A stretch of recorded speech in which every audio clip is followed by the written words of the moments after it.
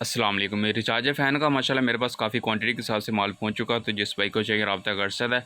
ये 100 पीस का कार्टन है। अगर पूरा कार्टन लेंगे तो आपको 350 का मुझसे मिल जाएगा। अगर आपने खुला पीस लेना है तो आपको 400 रुपये के हिसाब से आपको मुझसे मिल जाएगा। कापर की वेंडिंग के अंदर इसके अंदर मोटर लगी हुई है। 3 स्पीड में आपको ये फ़ैन मिलेगा। इसके अंदर लाइट भी मिलेगी। 2 घंटे इसका बैटरी बैकअप है।